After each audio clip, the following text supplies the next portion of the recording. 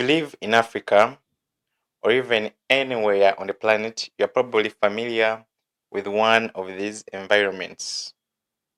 Now, you might say, nah, I'm not familiar with any of these.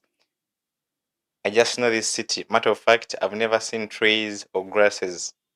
Well, you're not wrong, but you are not right either. Because in reality, you live in one of these environments. What I'm really trying to say is that if this city or village or town didn't exist, this is what the natural environment would look like. And I say this with emphasis because we are rapidly replacing this with this.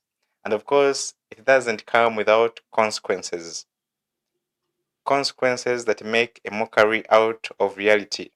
Because what moral system can account for debt not paid with money but paid with a species that will never breathe again? But that's a story for another day. For now, let's first focus on our environment types or biomes or ecotypes. A biome, by the way, just so that we have our definitions clear, is a large, naturally occurring community of plants and animals occupying a major habitat defined primarily by its climate. Around the planet, we find interesting and unique biomes. For example, we have the ice sheet and the polar desert. It is characterized by permanent ice and snow cover with virtually no vegetation. This is the biome found in Antarctica and Greenland. Extreme cold, darkness for months, no liquid water available for plants. We also have tundra. Tundra is a treeless plain beyond the tree line in Arctic and high alpine regions. It's characterized by permafrost, which underlies thin, waterlogged soil. Mosses, lichens, dwarf shrubs, and grasses dominate very short growing season. Another biome is taiga. This is the boreal forest belt of conifers like spruce, fir, pine, larch across North America and Eurasia. We also have the mixed and deciduous forest, temperate forests of broadleaf trees that shed leaves in autumn. Trees like oak, maple, beech, birch.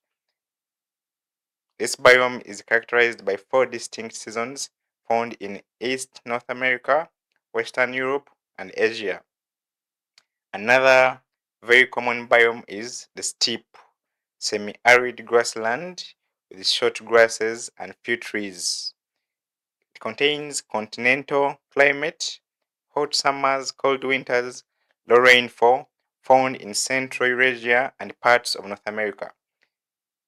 This biome is a transition zone between forest and deserts.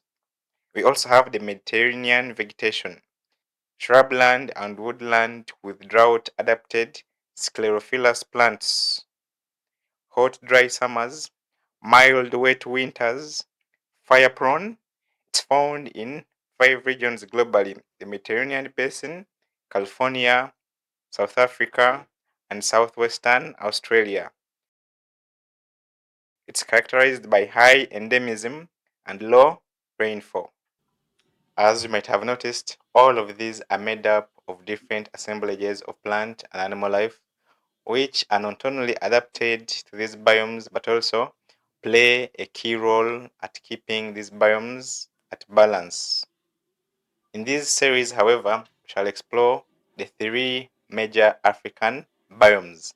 The first one being the savanna, grasslands with scattered trees and shrubs, characterized by dry and wet seasons, fire adapted, but also supports the remaining world's largest megafauna assemblages.